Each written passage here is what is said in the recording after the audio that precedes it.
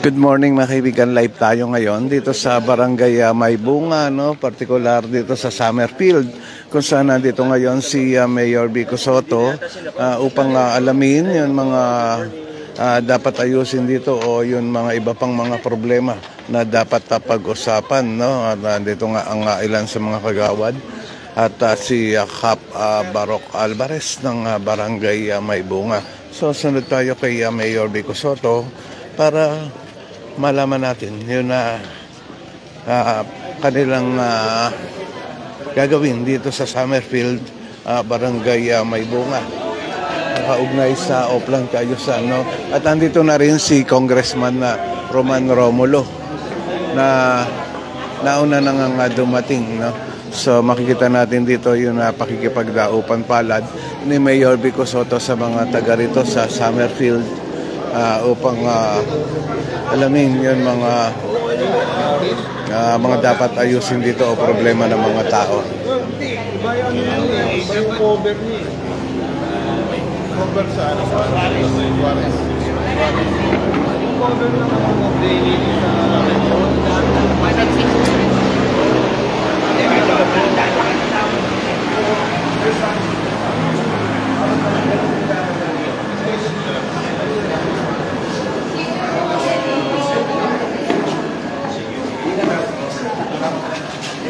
Yan, no? At makikita nga natin dito yung pagpapapicture ng mga taga rito kay Mayor Vico Sotto, no? At si Congressman Romulo naman kausap ang barangay captain.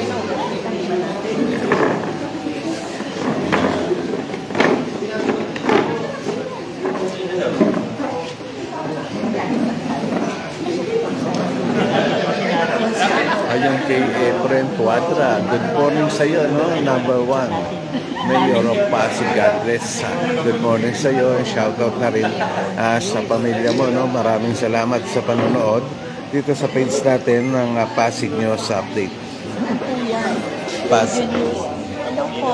Ayan, no? Andito yan na ilang nga. Ayan. Sila nga yun na mga talagang nagmamahal kay Mayor Vico Sotto.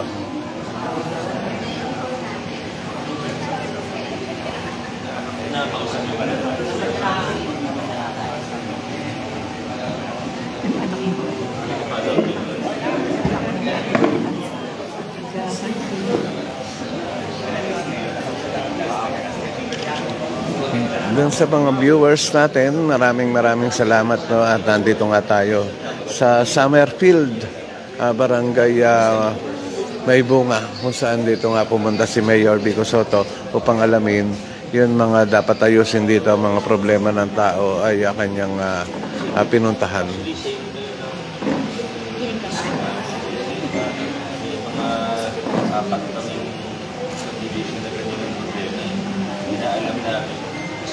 Pareho-pareho ko yung apat sa ligas ng Manilo.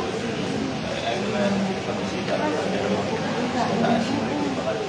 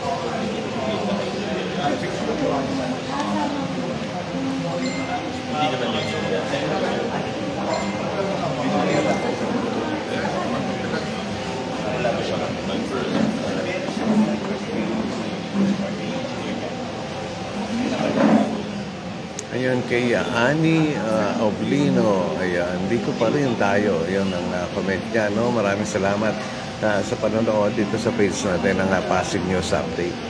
Good morning sa inyo lahat dyan.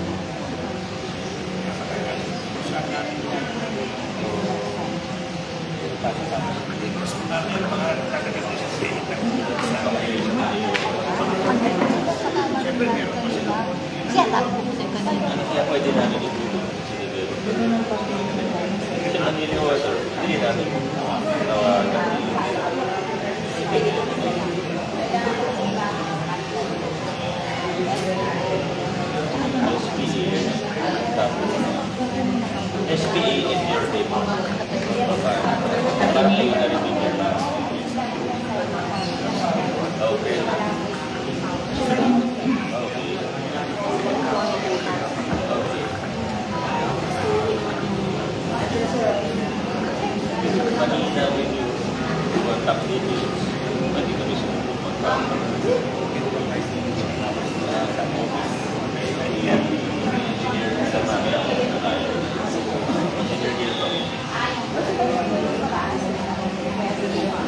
So ayan ngayon ay ang pinag-uusapan nga nila yun mga dapat ayusin dito sa loob ng Summerfield subdivision.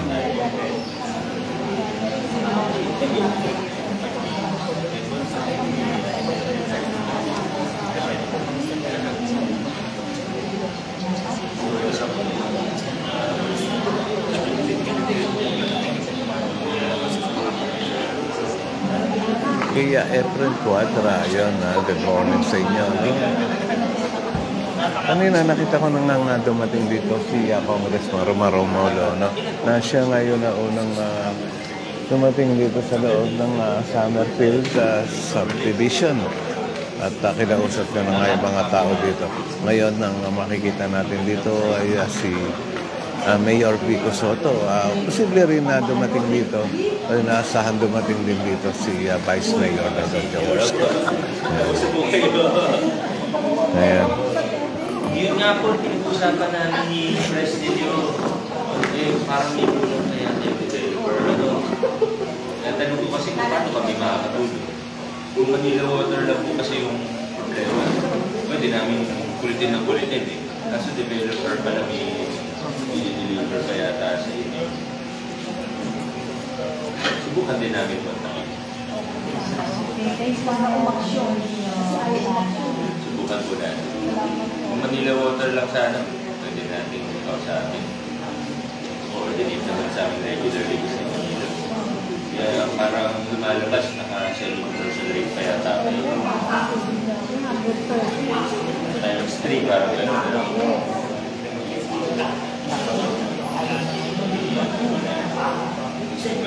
Hindi naman yung pinakamalaking concern ko yata natin dito. Sayang naman yung binabayad. Ulo na daw yung nilay.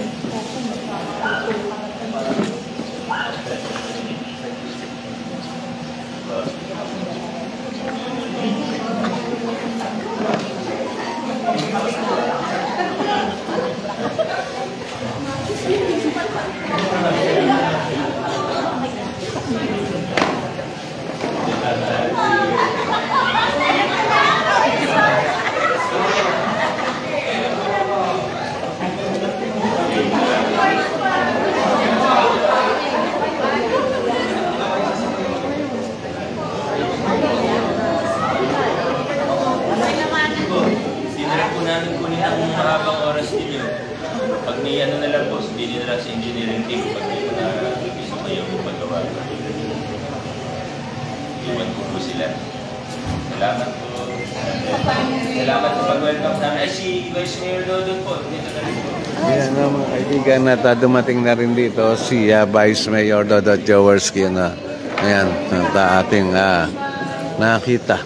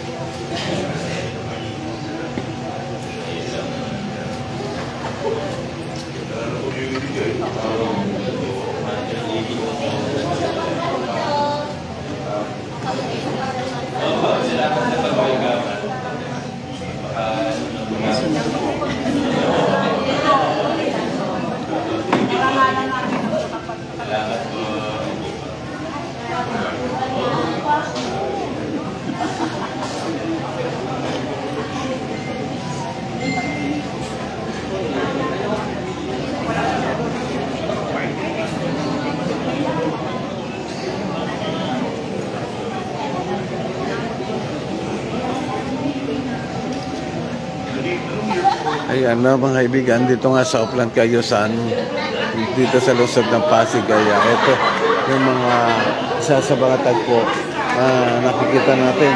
Pinapagpunta ni Mayor Vico Soto at Vice Mayor Dodot Jaworski, Congressman Romolo sa iba't ibang lugar para kamustahin yung mga tao, ano? Alamin nyo yung mga problema.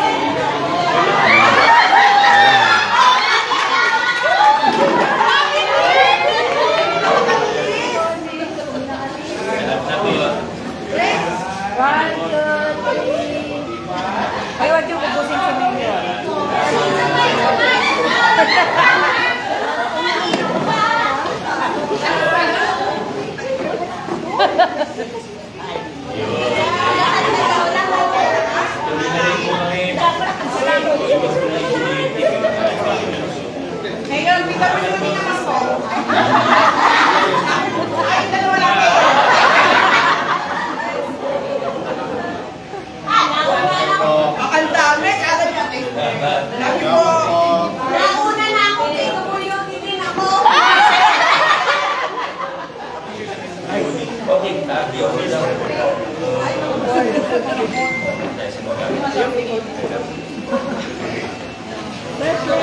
Si Kapitan, sama na po kayo. Thank you po.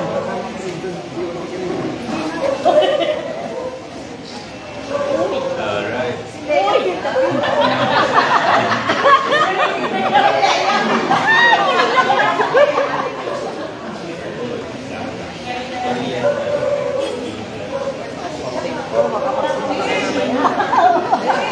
Wala umaga, tinigil pa kami.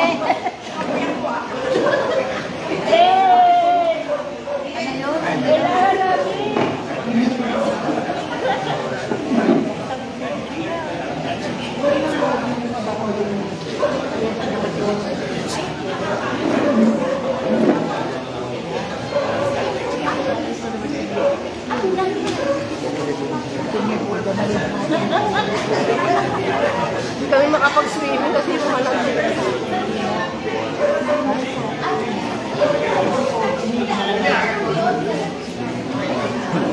Ayan mga kaibigan at yung pagpunta nga ni Mayor Vico Soto dito sa loob ng Summerfield sa subdivision na ating nakita at naidulog nga nun mga taga rito yun na kanilang mga saloobin ng problema at yan naman ay tinugunan agad ni Mayor Vico Soto para masolusyonan niya yun na kanilang mga hinaing.